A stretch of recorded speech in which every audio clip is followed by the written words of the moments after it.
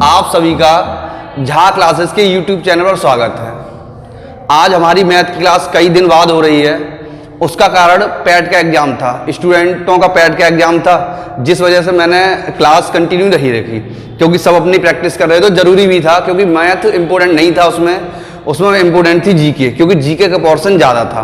तो अब आज से हम अपनी क्लास स्टार्ट करते हैं और कंटिन्यू स्टार्ट रहेगी, और क्लास वहीं से स्टार्ट कर रहे हैं जहाँ से छोड़ी थी। कोई नया टॉपिक स्टार्ट नहीं करेंगे। तो हमारा जो हमने छोड़ा था वो क्या था? साधारण ब्याज था।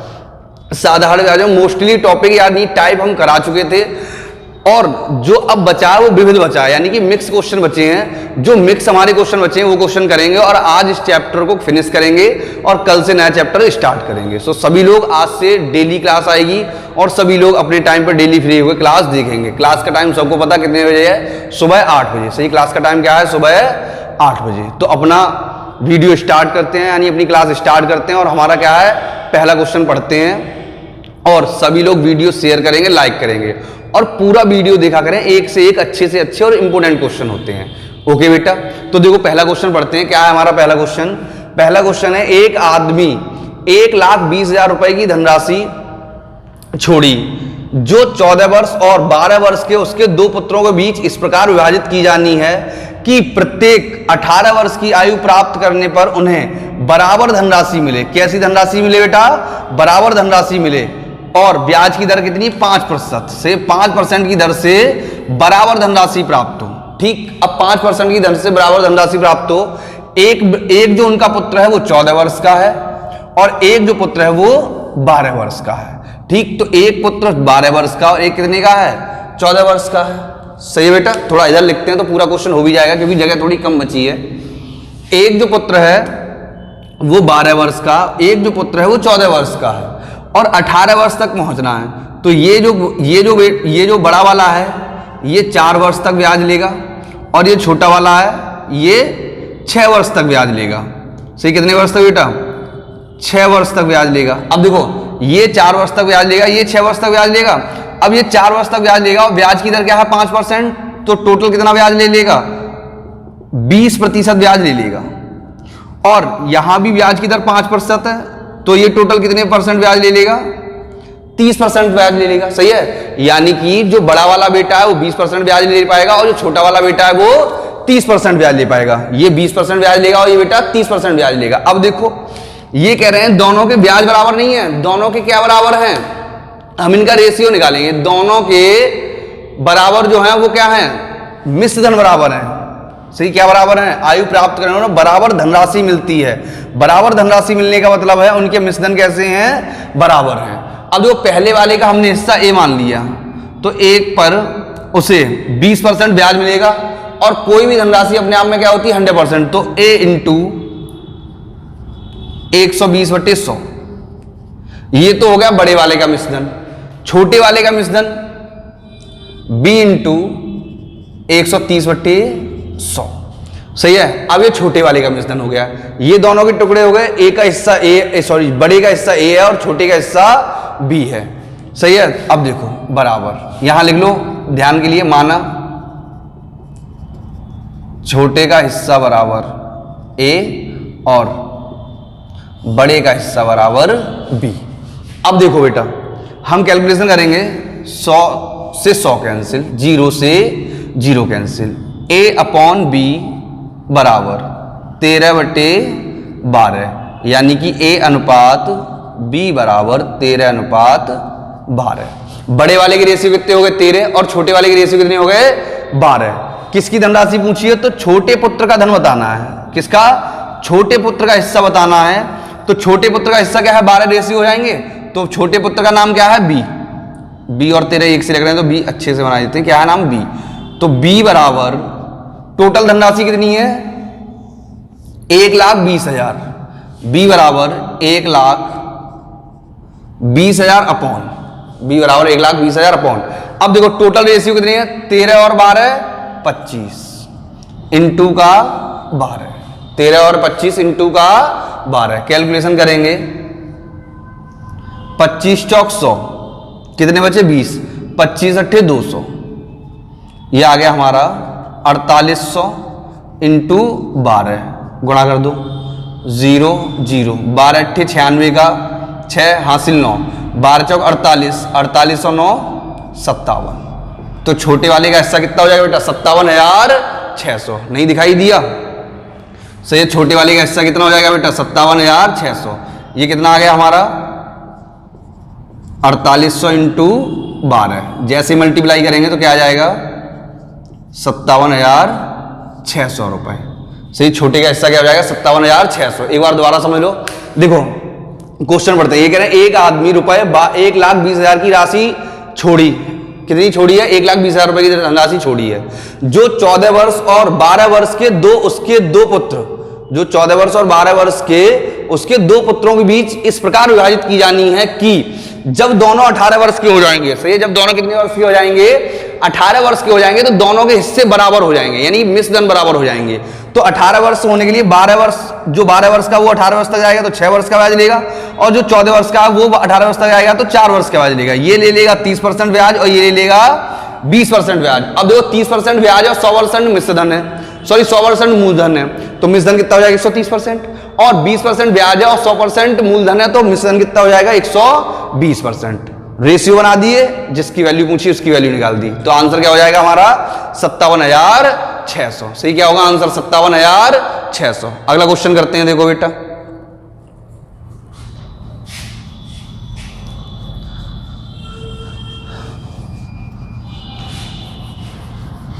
सारे के सारे इंपोर्टेंट क्वेश्चन है। पूरे टॉपिक पे स्टार लगा लेना, विविध स्टार का मतलब इंपोर्टेंट क्वेश्चन। इनमें से क्वेश्चन आना ही आना है। और ये जो पूरी यूनिट है परसेंटेज वाली, परसेंट, लाभ, हानि, साल, ब्याज, चक्रवृद्धि, इससे क्वेश्चन आता ही आता है। अब देखो अगला क्वेश्चन करते हैं बेटा। अगला क्वेश्चन है हमारा, नोट करें, लिखते हैं। एक व्यक्ति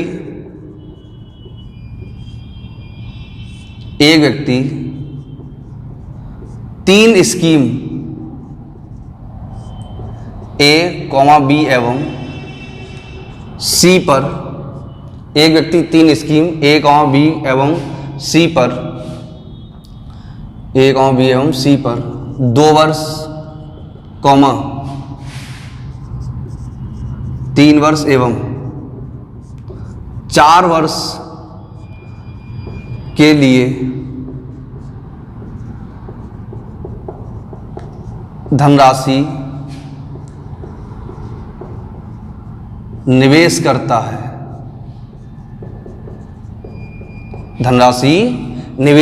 है, यदि 5% वार्षिक साधारण ब्याज की दर से सभी स्कीमों का समय समाप्त होने पर ब्याज की धनराशि बराबर प्राप्त हो तो तीनों स्कीमों पर लगाई गई धनराशियों का अनुपात ज्ञात करें। सही है, क्वेश्चन दिखने में थोड़ा सा बड़ा है क्योंकि कम जगह में लिखा है, लेकिन सिंपल और अच्छा क्वेश्चन है। ये कह रहे हैं एक व्यक्ति 3 स्कीम ABC पर 2 वर्ष, 3 वर्ष एवं 4 वर्ष के लिए धनराशि निवेश करता है। यदि 5% वार्षिक साधारण ब्याज की दर से सभी स्कीमों का समय समाप्त होने पर ब्याज की धनराशि बराबर मिले, किसकी धनराशि बराबर मिले? ब्याज की धनराशि बराबर मिले, तो तीनों स्कीमों पर लगाई गई धनराशि का अनुपात क्या होगा? तो देखो हमने मान लिया इन तीनों धनराशियों के नाम ABC, यानी तीनों धनराशि ABC मान ली। पहली धनराशि A है जिस पर 2 वर्ष के लिए 5% से ब्याज मिलेगा बटे 100। दूसरी धनराशि B है जिस पर 3 वर्ष के लिए 5% का ब्याज, और तीसरी धनराशि C है जिस पर 4 वर्ष के लिए 5% से ब्याज। ये तीनों जो ब्याज हैं, सही बेटा, ये जो तीनों ब्याज हैं ये आपस में कैसे हैं? एक समान है। ये कह रहे हैं तीनों ब्याज आपस में कैसे हैं? एक समान है। तो हमने क्या किया, तीनों के बीच में बराबर का निशान लगा दिया। तीनों ब्याज आपस में बराबर है, 100 100 और 100 कैंसिल हो गए। अब देखो 5 5 और 5 कैंसिल हो गया, तो ये आ गया 2a बराबर का 3b बराबर का 4c। अब देखो, जब भी बराबर वाली संख्याओं को रेशियो में परिवर्तित करते हैं, जब भी बराबर वाली संख्याओं को क्या करते हैं बेटा, रेशियो में परिवर्तित करते हैं, तो एक हमारा सीधा सीधा तरीका होता है, जो अनुपात समानुपात जब मैं कराऊंगा तो सिखाऊंगा। हम क्या करते हैं, हमने लिखा a अनुपात b अनुपात c, से हमने क्या लिखा, a अनुपात b अनुपात c, और जो संख्याएं हैं हमारी उन्हें रिवर्स करके लिखते हैं। जैसे ये 2 है तो इसके नीचे कुछ नहीं होगा तो 1 होगा, तो हम क्या लिखेंगे 1/2, यानी उल्टा करके लिखते हैं। इसे लिख देंगे 1/3 और इसे लिखेंगे 1/4। ऐसे लिखने के बाद अब हम क्या करेंगे, इनके जो हर हैं 2 3 4, इनका एलसीएम ले लेंगे। तो इनका एलसीएम कितना आ जाएगा, 12 गुणा 12 गुणा 12। 2 से 6 बार कैंसिल, 3 से 4 बार कैंसिल और 4 से 3 बार कैंसिल। तो धनराशियों का अनुपात क्या हो जाएगा, 6:4:3, यानी लगाई गई धनराशियों का अनुपात क्या था, 6:4:3। आया बेटा समझ में? क्वेश्चन थोड़ा बड़ा था लेकिन सॉल्यूशन बड़ा नहीं है। ये कह रहे हैं तीनों धनराशि आपस में कैसी हो जाती, तीनों धनराशियों को ब्याज आपस में कैसे हो जाता, बराबर ब्याज हो जाता। बराबर ब्याज होता तो हमने भी क्या कर दिया, तीनों के ब्याज बराबर कर दिए, और हमारा आंसर क्या आ गया, 6:4:3 आ गया। सही कितना आ गया, 6:4:3 आ गया। करते हैं अगला क्वेश्चन, देखें।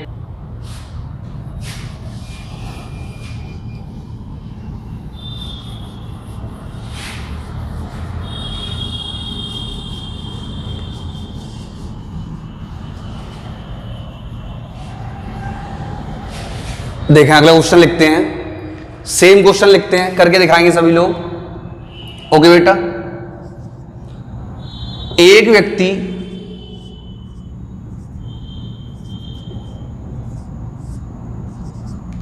तीन स्कीमों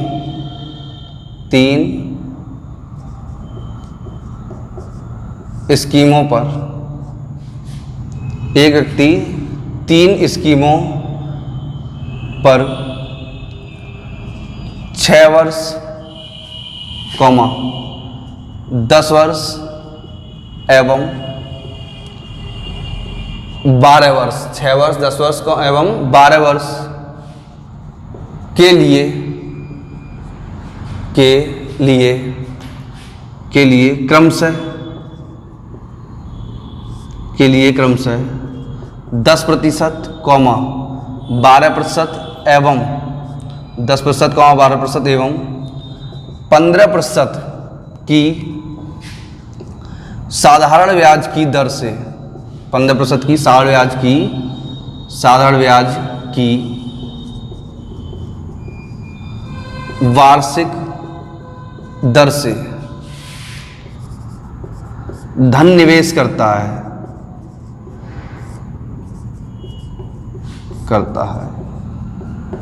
यदि समय समाप्त होने पर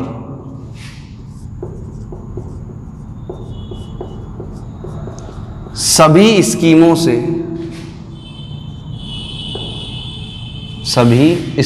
से बराबर ब्याज प्राप्त हो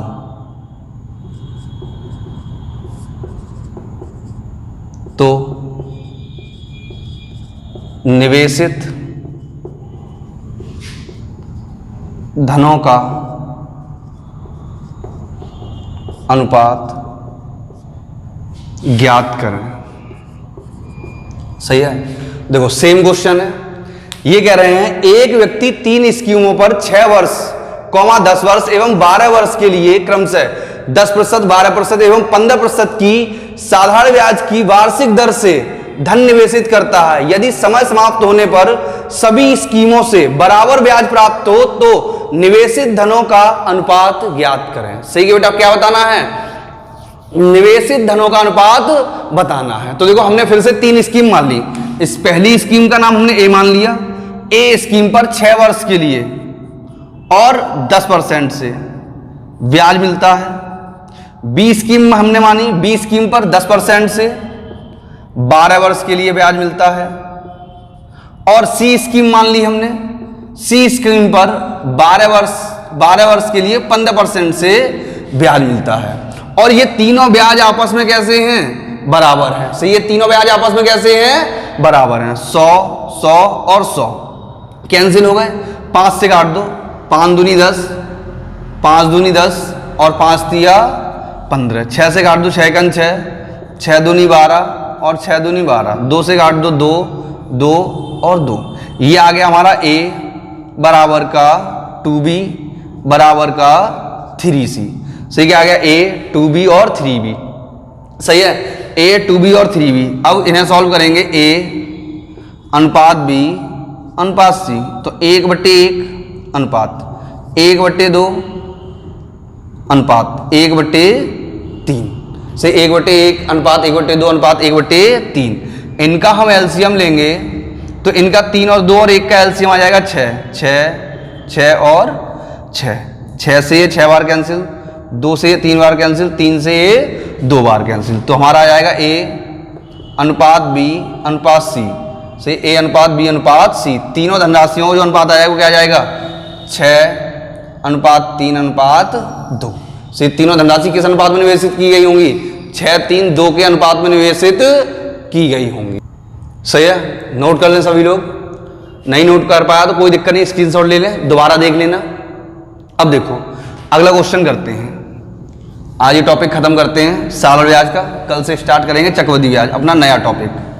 तो देखें अगला क्वेश्चन क्या होगा हमारा। सारे के सारे अच्छे क्वेश्चन हैं, देखने में बड़े हैं लेकिन सॉल्यूशन छोटा है।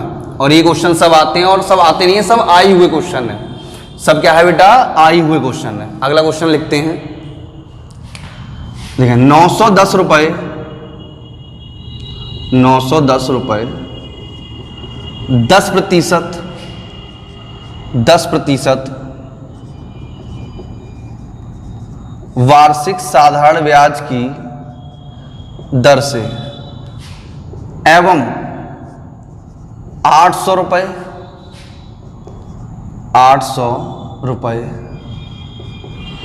12% वार्षिक साधारण ब्याज की दर से कितने समय बाद एक समान कितने समय बाद बढ़कर एक समान होंगे। सही, इनके कहने वाला है अगर 910 रुपए पर 10% की वार्षिक ब्याज की दर से ब्याज दिया जाए और 800 रुपए में 12% वार्षिक ब्याज की दर से ब्याज दिया जाए तो कितने समय बाद दोनों धनराशि एक समान हो जाएंगी, यानी दोनों के मिश्रण कैसे हो जाएंगे? एक समान हो जाएंगे। अब देखो बेटा हम सॉल्व करते हैं, कितने समय बाद एक समान होंगे।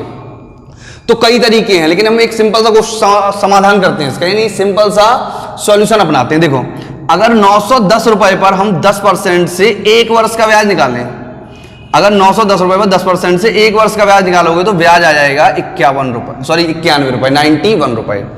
और 800 रुपए पर अगर 12% से 1 वर्ष का ब्याज निकालेंगे तो ब्याज आ जाएगा 96 रुपए, यानी 96 रुपए से ब्याज देना आया 96 रुपए। अब देखो 9 से 10 रुपए में 91 रुपए ब्याज मिल रहे हैं और 800 रुपए ब्याज कितना मिल रहा है? 96 रुपए। तो ब्याज का अंतर बराबर अंतर 1 वर्ष का 96 माइनस 91 बराबर का 5 रुपए का अंतर आ रहा है। सही, 1 वर्ष में कितने का अंतर आ रहा है? 5 रुपए का। और कुल अंतर, कुल धनराशि पर अंतर 910 माइनस 800 बराबर का 110। सही है, कुल धनराशि पर नहीं दिखा, कुल धनराशि पर अंतर बराबर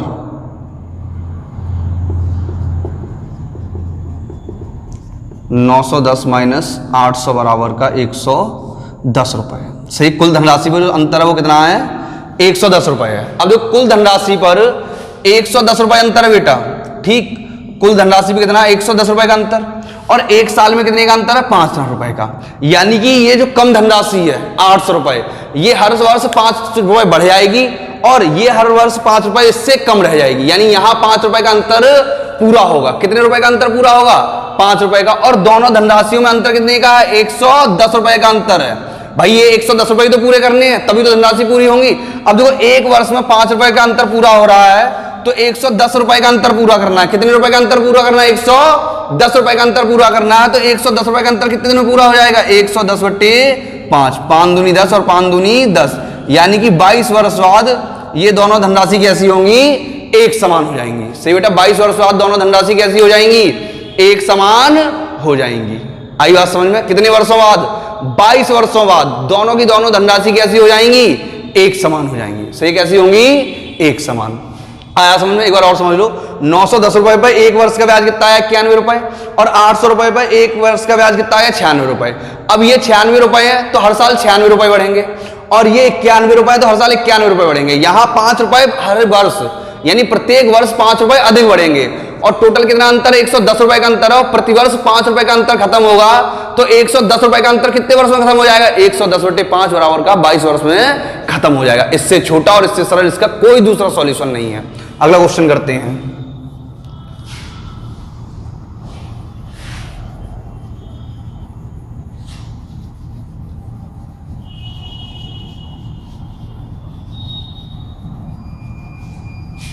देखें अगला क्वेश्चन क्या है हमारा। अगला क्वेश्चन हमारा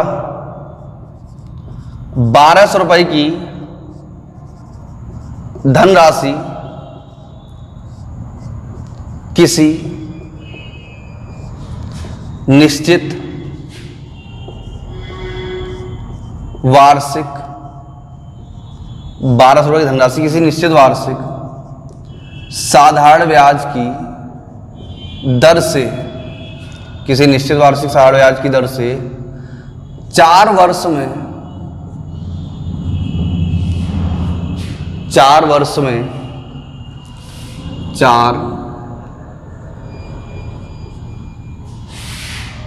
में बढ़कर 1632 रुपए हो जाती है यदि ब्याज की दर 5% बढ़ा दी जाए, यदि ब्याज की दर 5% बढ़ा दी जाए तो इतने ही समय का नया मिश्र धन क्या होगा। सही है, देखो क्वेश्चन लिख गया, एक बार पढ़ते हैं। ये कह रहे हैं 1200 रुपए की धनराशि किसी निश्चित वार्षिक साधारण ब्याज की दर से 4 वर्षों में बढ़कर 1632 रुपए हो जाती है यदि ब्याज की दर 5% बढ़ा दी जाए, यदि ब्याज की दर 5% बढ़ा दी जाए तो इतने ही समय का नया मिश्र धन क्या होगा। तो इसके लिए सबसे पहले हमें पुरानी वाली दर निकालनी पड़ेगी, फिर उसमें 5% जोड़ेंगे, फिर नए फॉर्मूले से लगाएंगे, हमारा आंसर आ जाएगा। लेकिन हम ऐसा नहीं करेंगे, हम कुछ ऐसा तरीका अपनाएंगे जो हमें पुरानी वाली परसेंट निकालने की जरूरत ना पड़े, यानी हम पुरानी वाली परसेंट नहीं निकालेंगे, सीधा सीधा क्वेश्चन करने की कोशिश करेंगे। तो देखो कैसे करेंगे, पहले तो लिखते हैं, सब कुछ लिखते हैं डाटा। तो मूलधन क्या है हमारा बेटा 1200 रुपए, ठीक, मूलधन हमारा 1200 रुपए और मिश्रधन हमारा कितना है 1632 रुपए। सही है, कितना है 1632 रुपए। जो समय है वो कितना है 4 वर्ष, और ये कह रहे हैं इतना समय, तो दोबारा भी समय इतना ही रहेगा। और जो हमारी दर है वो हमने मान ली x है, अभी दर x है तो नई दर क्या हो जाएगी x प्लस 5%।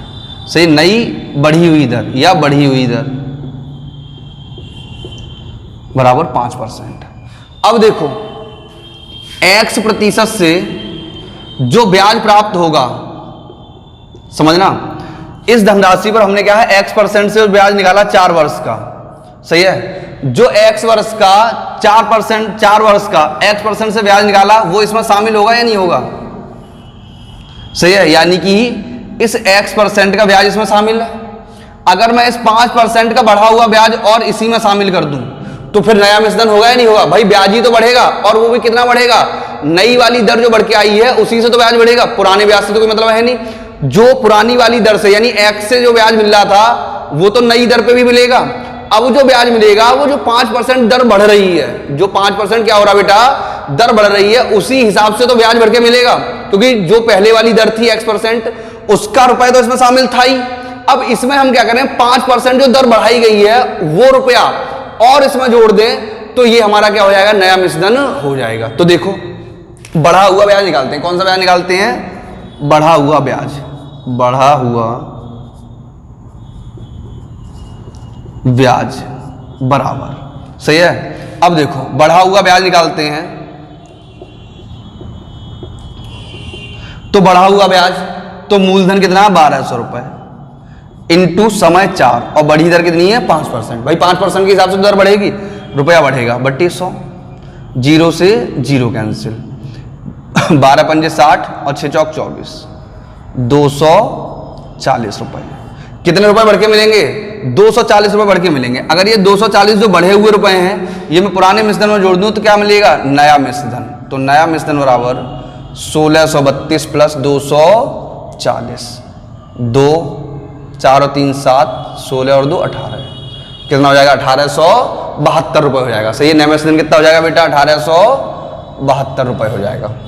देखो एक बार दोबारा समझ लो, ये कह रहे हैं कि 1200 रुपए की धनराशि किसी निश्चित वार्षिक साधारण ब्याज की दर से 4 वर्ष में बढ़कर 1632 रुपए हो जाती है। ठीक, अब किसी निश्चित वार्षिक ब्याज की यानी x% की दर से बढ़कर 1632 हो गए, x की दर से बढ़कर 1632 हो गए।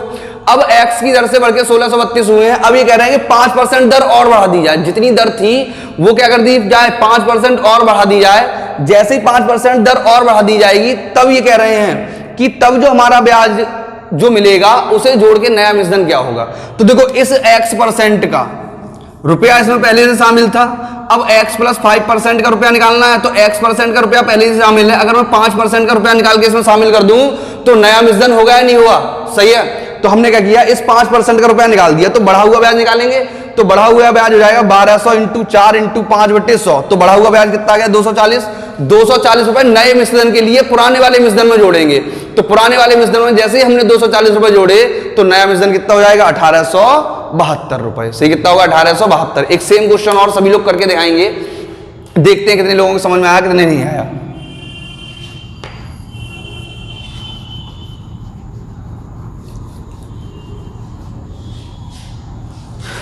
सही है, सेम लिखेंगे तो लैंग्वेज तो चेंज नहीं करनी, वैल्यू चेंज करनी है।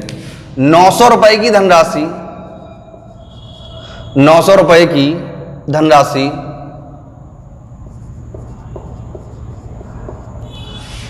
किसी निश्चित वार्षिक साधारण ब्याज की दर से 6 वर्ष में बढ़कर 1170 रुपए हो जाती है। यदि ब्याज की दर 8% बढ़ा दी जाए तो इतने ही समय का नया मिश्रण क्या होगा। अब देखो सेम क्वेश्चन है, इतने ही समय का नया मिश्रण पूछा है। क्या पूछा है, नया मिश्रण पूछा है। तो देखो नया मिश्रण याद करेंगे तो हमने क्या देखा, मूलधन कितना है बेटा, 900 रुपए। सही, मूलधन कितना है, 900 रुपए, और समय कितना है, 6 वर्ष। मिश्रण कितना है, 1170 रुपए। दर मान ली हमने x%, तो बढ़ी हुई दर क्या हो जाएगी,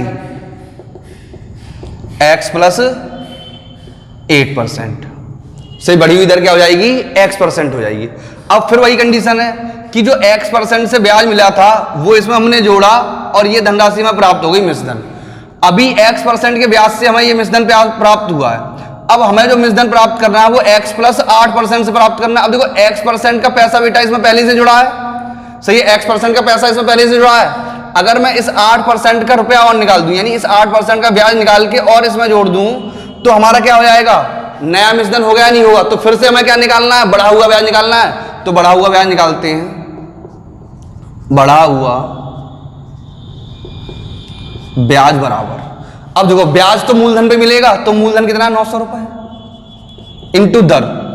दर हमें पहली वाली पता नहीं थी, हमें बढ़ी हुई ब्याज निकालनी, तो बढ़ी हुई दर लिखेंगे। तो दर कितनी बढ़ जाती है, बढ़ा दिया यानी 8%, तो 8, समय सेम है 6 बटे का 100, 0 से 0 कैंसिल, 9 8 72 गुणा 6, 6 दूनी 12 की, तो वहां से 1, 6 7 42, 422 रुपए। कितने रुपए बेटा, 422 रुपए।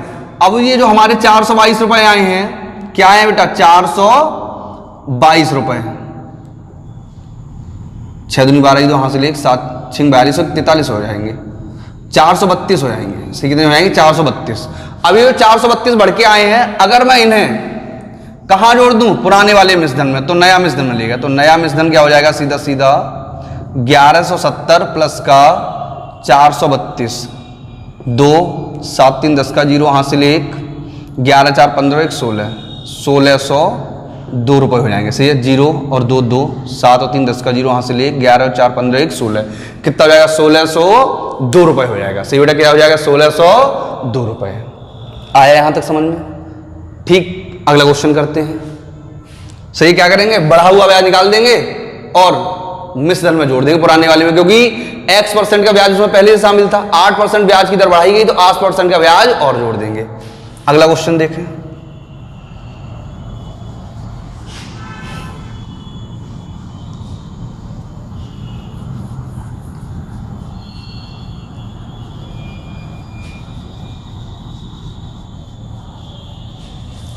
सभी सभी अच्छे और इंपोर्टेंट क्वेश्चन है, अच्छे से पढ़ेंगे। देखें, 1000 रुपए की धनराशि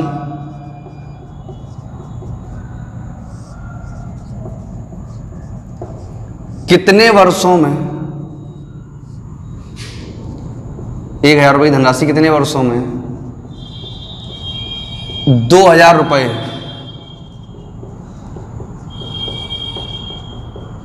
हो जाएगी। 1000 रुपए की धनराशि कितने वर्षों में 2000 रुपए हो जाएगी, यदि 5% वार्षिक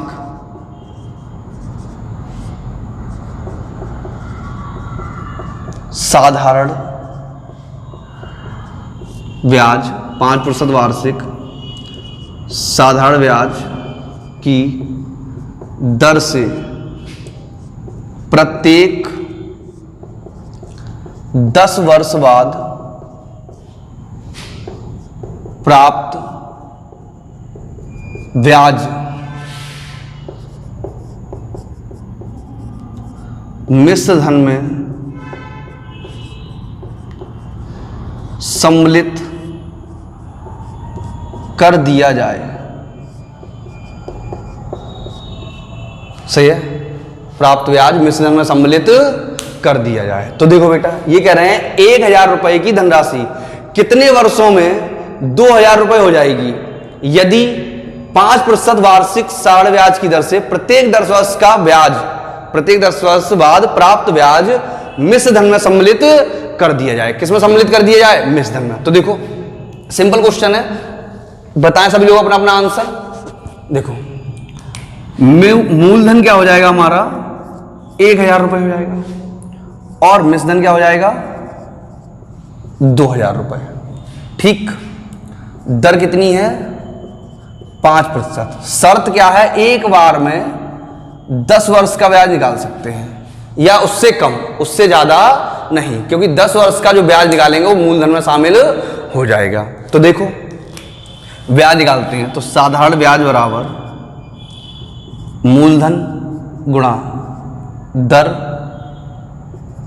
गुणा समय बटे 100, 100 से 100 कैंसिल, ये आ गया हमारा 500 रुपए ब्याज आ गया। अब प्रत्येक 10 वर्ष का ब्याज क्या होता है, मूलधन में सम्मिलित हो जाता है। तो नया मूलधन क्या हो जाएगा, 1000 प्लस 500 बराबर 1500। और मिश्रधन अभी भी कितना बेटा? 2000 रुपये। सही, मिश्रधन अभी भी कितना है? 2000 रुपये। और दर अभी भी कितनी है? 5%। लेकिन एक बात बताओ, अगर मैं 1500 पे 5% से ब्याज निकालूंगा कितने वर्ष का? अगले 10 वर्ष का, तो वो ज्यादा निकल जाएगा। लेकिन अब हमें ब्याज चाहिए कितना? साधारण ब्याज। अब केवल हमें 500 रुपए साधारण ब्याज चाहिए, क्योंकि 2000 है 2000 मिश्रधन और 1500 क्या है? मूलधन। तो अब हमें जो ब्याज चाहिए वो कितना चाहिए बेटा? 500 रुपए चाहिए। भाई 1500 बढ़ के हो गए, बढ़ के 1500 हो गए, और करने कितनी है? 2000 करनी है। क्या देखो, अगर मैं 1500 पर 5% से अगले 10 वर्ष का ब्याज निकालूं तो कितना निकल के आएगा? 15 × 75 750 रुपए निकल के आएगा। कितना निकल के आएगा? 750 रुपए। अब ये 750 निकल के आ रहा बेटा, जबकि हमें चाहिए कितना? 500 रुपए चाहिए। केवल कितने रुपए चाहिए? 500, क्योंकि 2000 होने के लिए 500 रुपए बाकी रह गए, क्योंकि 1500 तो हो चुके हैं। तो देखो अब हमें समय निकालना है, तो फॉर्मूला क्या हो जाएगा? ब्याज बराबर, यानी 500 का ब्याज बराबर मूलधन गुणा दर गुणा समय बट्टे 100। हमने मान लिया टी वर्ष में 5% ब्याज की दर से। सी कितने वर्षों में? टी वर्षों में 5% की ब्याज दर से 1500 रुपए पर 500 रुपए ब्याज मिलेगा। ठीक, सॉल्व करते हैं। 0 से 0 कैंसिल, 5 से 100 बार कैंसिल, 5 तिया 15 और 5 दूनी 10। टी बराबर आ गया 20/3। 3 6 18, 6 सही 2/3 वर्ष। सही कितने वर्षों में मिलेगा? 6 सही 2/3 वर्षों में मिलेगा। अब देखो 6 सही 2/3 वर्षों में ये 500 रुपए मिले हैं बाद वाले, जब मूलधन बढ़ गया तब। और 10 वर्षों में ये वाले 500 रुपए मिले हैं पहले वाले, तो 10 वर्ष यहां खर्च हुए और 6 सही 2/3 वर्ष यहां खर्च हुए। तो शर्त के अनुसार टोटल कितना समय लग गया? 10 + 6 सही 2/3 बराबर का 16 सही 2/3 वर्ष। सही कितना समय लगेगा? 16 सही 2/3 वर्ष। 16 सही 2/3 वर्ष में क्या हो जाएगा? जो शर्त दी है उस शर्त के हिसाब से 1000 रुपए बढ़कर 2000 रुपए हो जाएंगे। सही है, यानी कि जो शर्त दी है उस शर्त के हिसाब से 16 सही 2/3 वर्ष में 1000 रुपए बढ़ के कितने हो जाएंगे? 2000 रुपए हो जाएंगे। दोबारा समझ लो, 1000 रुपए की धनराशि कितने वर्षों में 2000 हो जाएगी? अगर कोई कंडीशन ना दी होती, ये कह रहे हैं प्रत्येक 10 वर्ष बाद ब्याज मूलधन में सम्मिलित हो जाएगा। सही है, प्रत्येक ब्याज मूलधन में, सही, सॉरी मिश्रधन नहीं, किसमें? मूलधन में। ब्याज मूलधन में सम्मिलित हो जाएगा। किसमें सम्मिलित हो जाएगा? मूलधन में सम्मिलित हो जाएगा। तब हमें बताना है किसमें सम्मिलित हो जाएगा? मूलधन में सम्मिलित कर दिया है। किसमें सम्मिलित कर दिया जाएगा? मूलधन में। थोड़ी मिस्टेक होगी थी, क्या हो जाएगा? मूलधन में सम्मिलित कर दिया है। अब मूलधन में सम्मिलित करेंगे तो हर 10 वर्ष बाद मूलधन में सम्मिलित होगा। तो देखो पहले हमने 10 वर्ष का ब्याज निकाला। कितने वर्ष का ब्याज निकाला? 10 वर्ष का, और मूलधन में सम्मिलित कर दिया, तो नया मूलधन कितना हो गया? 1500 रुपए हो जाएगा। सही, नया मूलधन कितना हो जाएगा? 1500 रुपए।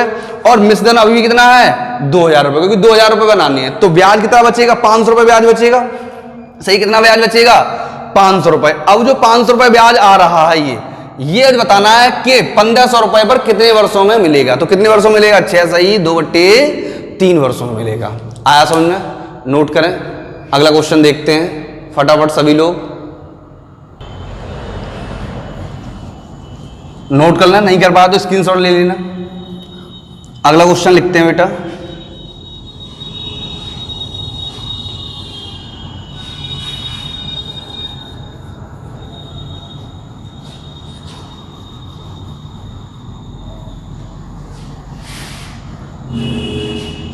देखें क्या है क्वेश्चन। क्वेश्चन है हमारा,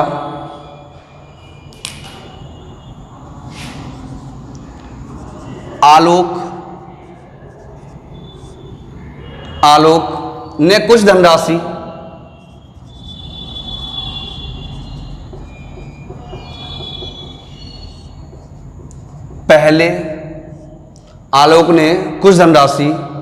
पहले 3 वर्षों के लिए 6%, पहले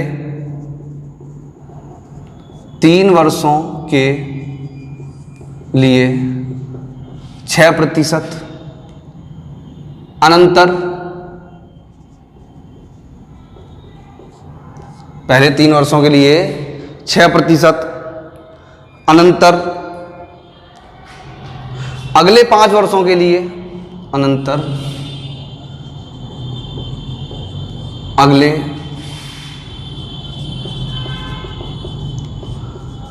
5 वर्षों के लिए, अनंतर अगले 5 वर्षों के लिए 9%, 9% और अगले 5 वर्षों के लिए 9% और 8 वर्षों के बाद, और 8 वर्षों के बाद 13% वार्षिक साधारण ब्याज की दर से, 13% वार्षिक साधारण ब्याज की दर से 11 वर्षों के लिए, 13% वार्षिक ब्याज की दर से 11 वर्षों के लिए उधार देता है, यदि उसे 11 वर्ष बाद साधारण ब्याज के रूप में कुल, साधारण ब्याज के रूप में कुल 8,160 रुपये प्राप्त हों,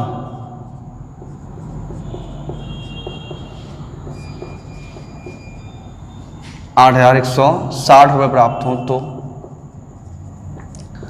धनराशि ज्ञात करें। तो धनराशि ज्ञात करें। से बेटा देखो क्वेश्चन पढ़ते हैं अच्छे से दोबारा। देखो ये कह रहे हैं आलोक है कोई, आलोक कुछ धनराशि पहले 3 वर्षों के लिए 6%, अनंतर यानी बिना रुके अगले 5 वर्षों के लिए 9% और इन 8 वर्षों के बाद 13% वार्षिक साधारण ब्याज की दर से 11 वर्षों के लिए उधार देता है। कितने वर्षों के लिए? 11 वर्षों के लिए उधार देता है। यदि उसे 11 वर्ष के बाद साधारण ब्याज के रूप में कुल 8,160 रुपये प्राप्त हो तो धनराशि ज्ञात करें। कितने रुपए प्राप्त हो? 8,160 रुपए प्राप्त हो तो धनराशि ज्ञात करें। अब देखो ये हमें ब्याज दी है, कैसी? रुपए में। ये रुपए में ब्याज दिया, अगर मैं प्रतिशत में ब्याज निकाल दूं तो प्रतिशत वाला ब्याज और रुपए वाला ब्याज बराबर कर सकता हूं नहीं कर सकता? कई बार ऐसे क्वेश्चन किए, कर सकते हैं बराबर। तो हम क्या करेंगे? प्रतिशत वाला ब्याज निकालेंगे। तो ये कह रहे हैं पहले 3 वर्षों के लिए 6% से ब्याज देते हैं या लेते हैं, जो भी हो, सही है। तो 3 वर्षों का 6% से ब्याज प्लस अगले 5 वर्षों के लिए, अनंतर अगले 5 वर्षों के लिए ब्याज की दर क्या हो जाएगी? 9%। तो 5 इंटू 9% प्लस 5 और 3 8 वर्ष के बाद, 8 वर्षों के बाद 13% की दर चालू होती। कितने परसेंट की? 13% की। और जहां तक समझ आएगा वहां तक। तो ये कह रहे हैं 11 वर्षों के बाद। अब देखो 3 वर्ष यहां चले गए, 5 वर्ष यहां चले गए, 5 और 3 8 वर्ष चले गए, टोटल 11 वर्ष है। 8 वर्ष निकल गए तो कितने वर्ष और बचे होंगे? 3 वर्ष और बचे होंगे। और इन 3 वर्षों तक उसने 13% का ब्याज लिया होगा। इन 3 वर्षों तक क्या हुआ होगा? 13% का ब्याज लिया होगा। तब जाके कुल उसे 8,160 रुपए ब्याज के रूप में मिले होंगे। आया समझ में बेटा? देखो दोबारा समझते हैं। आलोक कुछ धनराशि पहले 3 वर्षों के लिए 6%, अनंतर अगले 5 वर्षों के लिए 9% और 8 वर्षों के बाद 13% वार्षिक साधारण ब्याज की दर से 11 वर्षों के लिए उधार देता है। तो पहले 3 वर्ष ये हो गए, अगले 5 वर्ष ये हो गए, 5 और 3 8 वर्ष हो गए और टोटल 11 वर्ष के लिए दिया। तो 5 और 3 8 वर्ष हो गए। तो अब कितने वर्ष बचे होंगे? 3 वर्ष और बचे होंगे। कितने वर्ष और बचे होंगे? 3 वर्ष। तो इन 3 वर्षों के लिए 13% से, तो देखो टोटल कितना हो जाएगा? 6 × 18 प्लस 9 × 5 = 45 प्लस 13 × 3 = 39 बराबर 8,160। 9 और 5 14, 14 और 8 22, 9 5 14, 14 और 8 22 सही कितना आ गया? 22 का 2 हासिल 2 आ गए। 3 और 2 5, 5 4 9, 9 और 1 10 कितना आ गया? 102%। 102% बराबर हो जाएगा 160 यानी 8,160 भाग दे दो 102 का, देखो कितनी बार आएगा, 8 बार आएगा। 8 दूनी 16, 0 8 1 8, 80 आ गया। तो 1% की वैल्यू कितनी आ गई, 80 आ गई। 1% की वैल्यू कितनी आ गई, 80।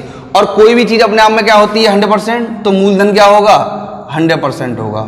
मूलधन बराबर 80 गुणा 100 से मूलधन क्या हो जाएगा, 80 गुणा 100 बराबर का 8000 रुपए। सही कितना होगा, 8000 रुपए। सही कितना होगा, मूलधन 8।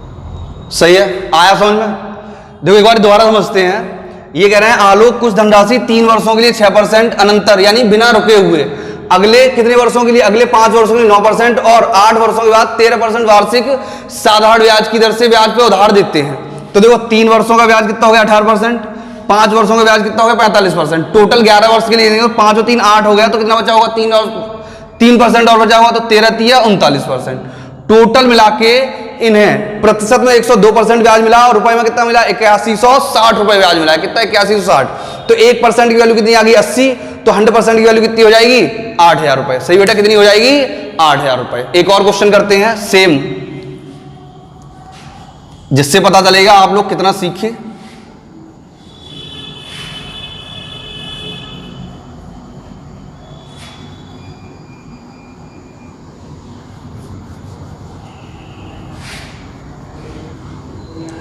देखें,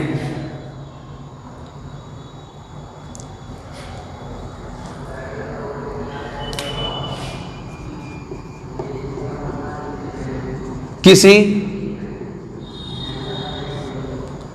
धनराशि पर ब्याज की दर प्रथम 2 वर्षों के लिए, किसी धनराशि पर ब्याज की दर पहले 2 वर्षों के लिए, किसी धनराशि पर ब्याज की दर पहले 2 वर्षों के लिए 4%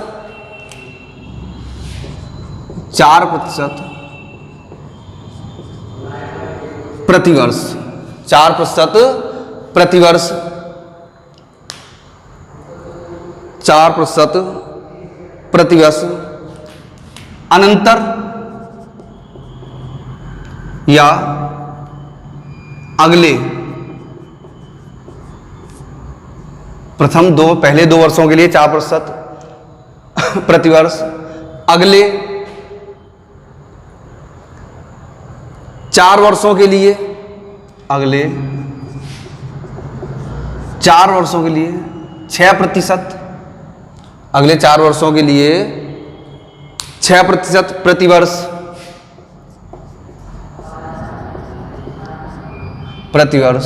एवं अगले 4 वर्षों में 6% प्रतिवर्ष एवं 6 वर्ष के बाद, एवं 6 वर्षों के बाद, एवं 6 वर्षों के बाद 8%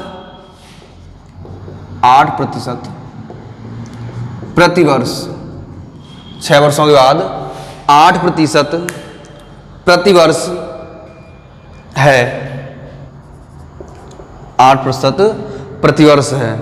सही है। यदि 9 वर्षों की अवधि के बाद, यदि 9 वर्षों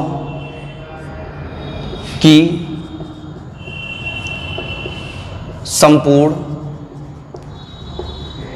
अवधि के बाद, यदि 9 वर्षों की संपूर्ण अवधि के बाद ब्याज के रूप में, अवधि के बाद साधारण ब्याज के रूप में, साधारण ब्याज के रूप में 1120 रुपये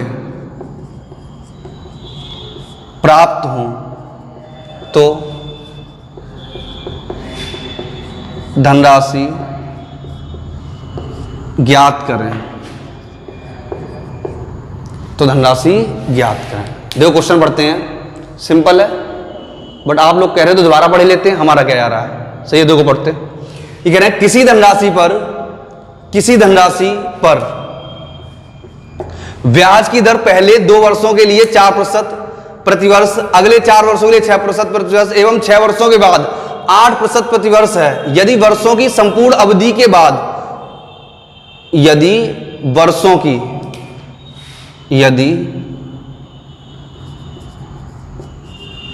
9 वर्षों की संपूर्ण अवधि के बाद साधारण ब्याज के रूप में 1120 रुपए प्राप्त हो। कितने वर्षों के बाद बेटा?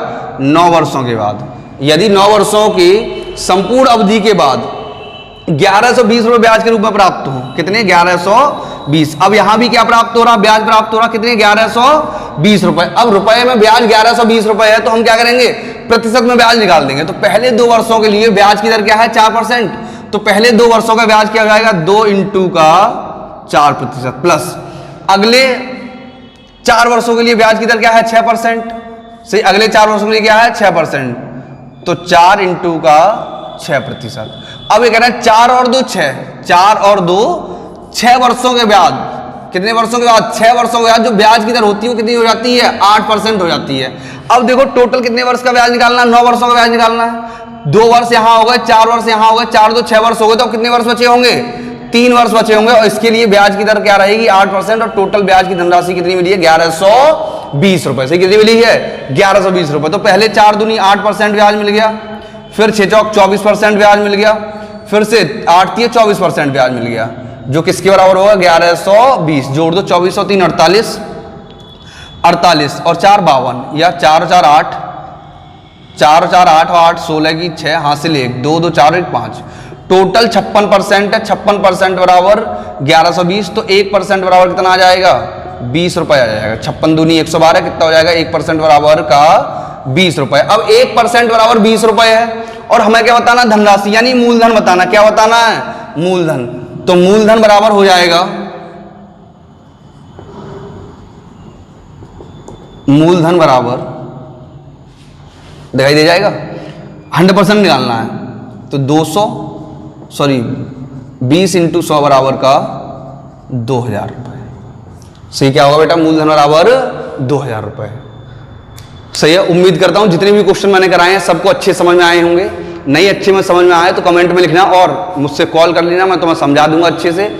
ठीक है। इसके आगे कल करते हैं, ये साधारण ब्याज हमारा खत्म होता है। इसके आगे कल से नया टॉपिक स्टार्ट करते हैं, नया चैप्टर स्टार्ट करते हैं। सही है। क्या स्टार्ट करते हैं? चक्रवृद्धि ब्याज। ठीक। सभी लोग वीडियो पूरा देखा करें जैसे कि आज देखा है, और वीडियो शेयर करें, लाइक करें। और जो लोग चैनल पर पहली बार आए हैं, अब तक सब्सक्राइब नहीं किया, वो सभी लोग चैनल सब्सक्राइब करें। सही है। नमस्ते।